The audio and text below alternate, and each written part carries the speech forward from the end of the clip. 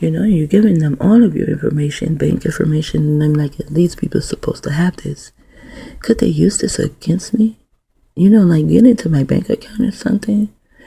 I was very uncomfortable, but these are the things you have to give to these people if you want somewhere to rent. And that is what was told to me by a couple of people who have their own apartments or whatever they are renting.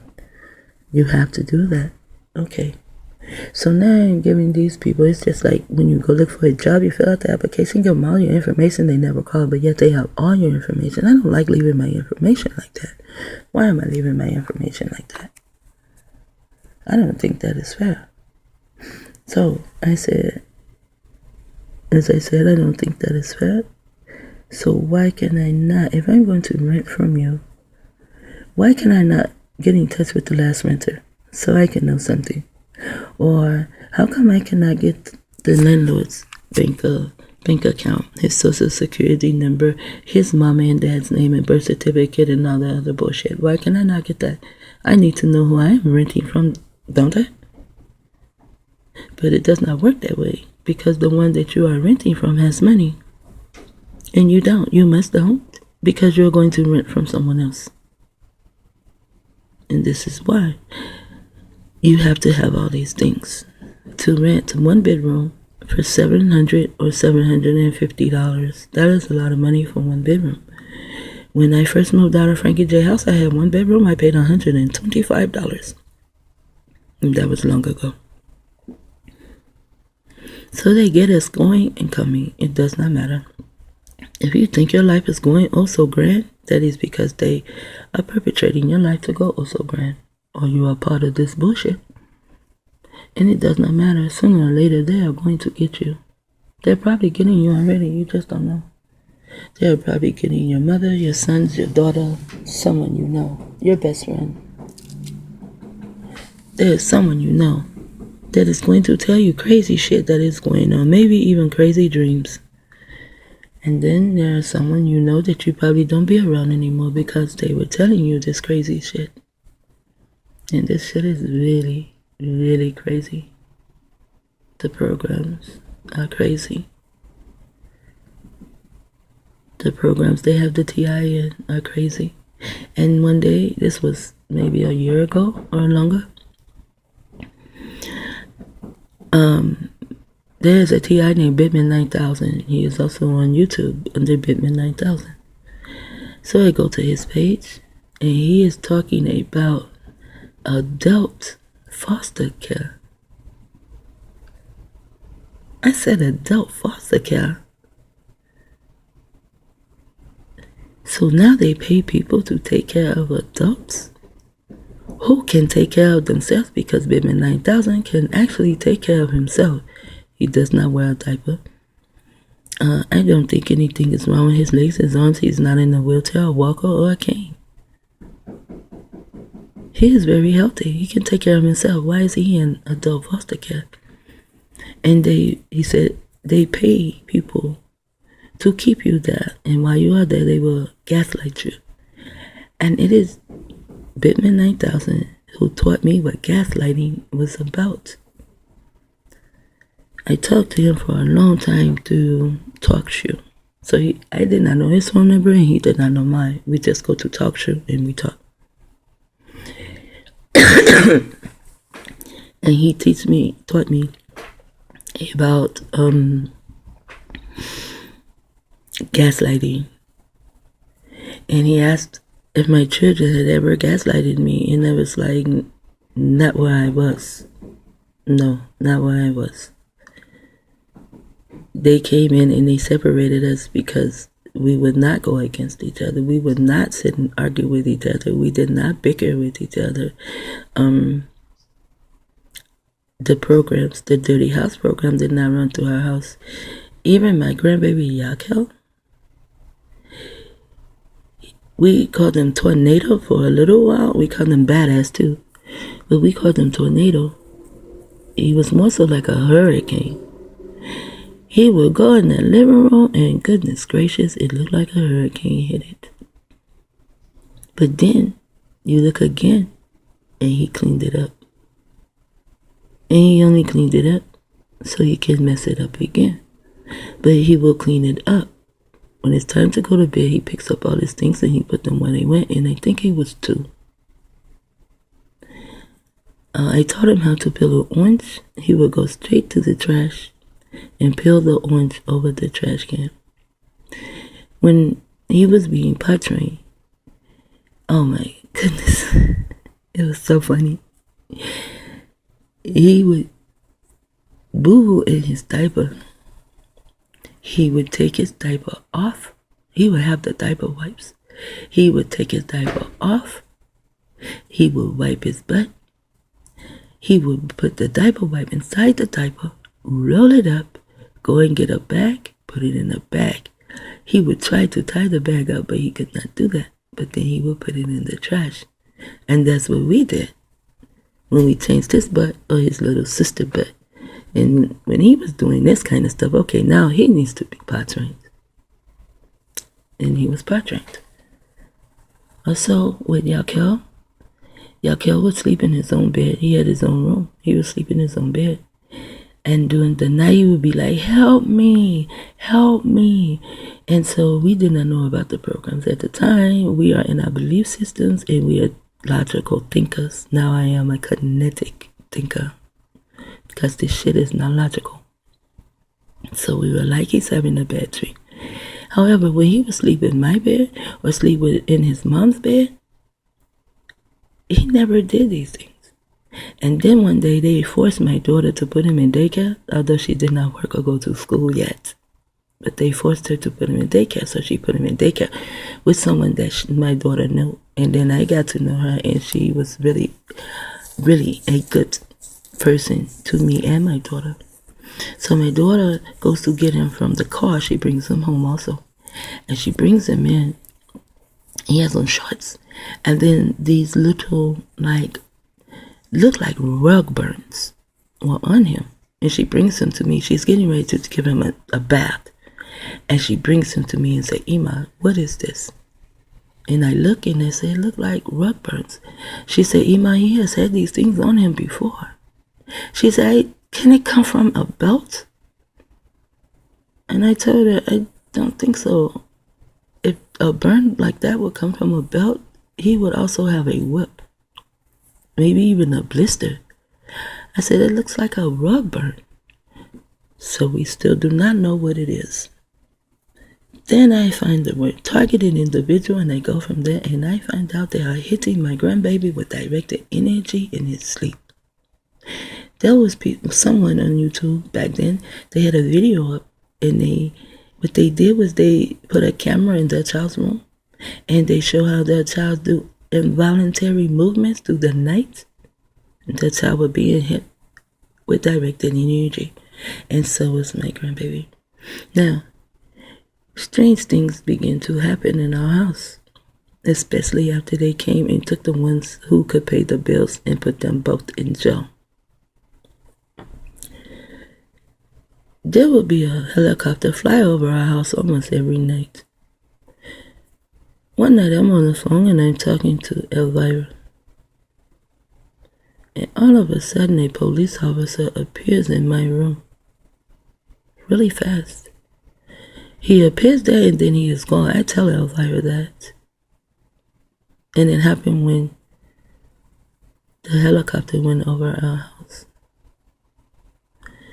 So, about 7 minutes later, I am in my room in the bed, laying in my bed, looking out the window, seeing the helicopter go around and around over our house, talking to Elvira. And then I see this police officer pop in and pop out like a hologram. I think that's what they call it. And then about 7 minutes later, my son calls. No. I go to sleep, but try to go to sleep, but I cannot sleep. So I get up and I go into the dining room with my son. And all of a sudden, my son said, Ima, someone is outside. And I'm like, what? He said, yes, someone is outside. So I grab a robe, and me and my son, we go outside. And guess who was outside our house? A police officer. He said he saw someone run through there, whatever, nigga, stop lying. You are here and you appeared in my room. It probably was a hologram man my son was talking to, because he appeared in my room. Things started happening so weird like, and things started happening so fast. So since they put the ones who had the money, because I had no money, no stamps, I had nothing, but this was a house that I was welcome into, although I had nothing, and I was there with my children. So they take the two who had money and they put them in jail to make it where me and my son will be homeless. So I take everything, because I can't take everything with me. I pack up so much. My son here in California, him and his wife sends me money to get on the bus to come back here. But I had to buy the ticket 28 days in advance, because that was all the money that I had to buy the ticket with. They could have sent me more money and they could have come in 3 days. But I said, no, I'll go ahead and do this because the house needed to be put in order. So I get everything and I make a yard sale. The police go around and take down my yard sale signs. My son takes the bike and he goes to the store and he sees that all the yard sale signs he put up were down. As he goes to the store, he comes back and he is putting up the signs again, and then he comes back and I say, what took you so long? And he tells me what happens. Okay. So they took down our yard sale sign. We made a little, but not a lot. A lot of our things were left in that house. So much of our things. Whoever got that, wow. So much of our things were left in that house. So now me and my son, we go to the bus station, right? And when we first get there, the guy who owns it, I guess, or who runs it, he treats us very, very rude. And I'm just going, because I don't know the program exists. Oh, yes, I do. By now, I do know the program exists. That's why all this bad shit started happening. So, he's treating us like this, but I am still going by. He is pink, and he does not like melanated people. But then when the female that she is pink begins to treat us like that, I tell my son, they called these people perps. So I began to tell my son a lot that I was studied, but I still don't know as much as I need to know. Still today, I do not know as much as I need to know. But then, I really did not know. I only had so many little pieces. So many pieces to the puzzle was missing. But I knew that that was what was happening. So now we are in there and we get, when we go through all that little rigmarole, I had to throw some things away because there was a bag he said I could not take on, and I know I take this bag on the bus, and I take the bus a lot. But he said I could not take it on, so we had to empty it out, and there were things I had to throw away. So now we get our tickets, and now we need to take all that shit around to put on the bus. And my daughters and my son here send me money so that I can pay for all of our, extra luggage. So me and my son are going to drag this shit around. My back is not in the condition it is today. I can still move around and do things. So the man decides he will help us. But at first he was not.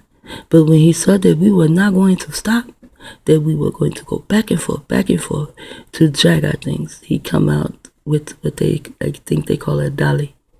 He tells my son to put all of the things on there. He helps my son too. And then he takes it out the door and take it around to where the buses come. And then he also helps my son to unload it. But at first, he was so mean and nasty to us. So something happened. Maybe the handlers went to the bathroom or something. But the female, she stayed nasty. So we go around there. So now I can hear buses come before they get there. Maybe 10 minutes before the bus come, I can hear buses come. So everyone is out there and we're all getting along just fine. Me and my son is playing dominoes with someone else. Me and my son brought the dominoes along. because I wanted to get there early to make sure that they could not get in someone's head to change it. So we got there before 9 o'clock in the morning, and our bus does not come in until like 9:30, 10 o'clock, something like that. But I know me and my son were there for a long time. And I told everyone when the buses was coming, oh, I hear the bus. I hear the 4 o'clock bus. I hear the 5 o'clock bus, like that. So now me and my son are the only ones there, and it is dark.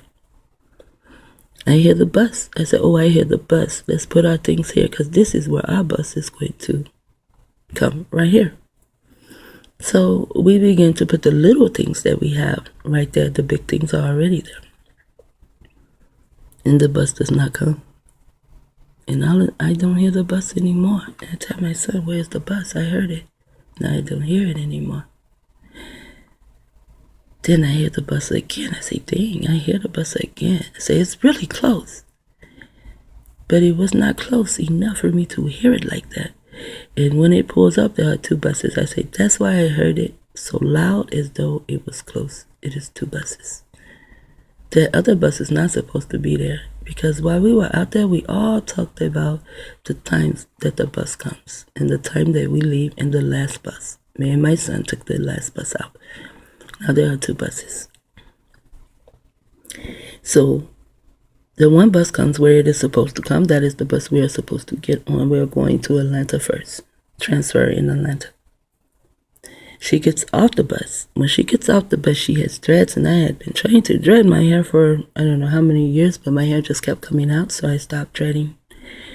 And she had the fantasy dreads. I know because I went to cosmetology school and we learned to do fantasy dreads. And I complimented her on her dreads. As she is getting off the bus, I compliment her. Then the lady from the other bus, whose bus is empty, like maybe 2, 3 people on her bus, she comes over and she has this red hair. The way they wear their hair in Atlanta. Because I have been to Atlanta too. So she comes. And she is so evil. I'm going to turn this off and come back. Like about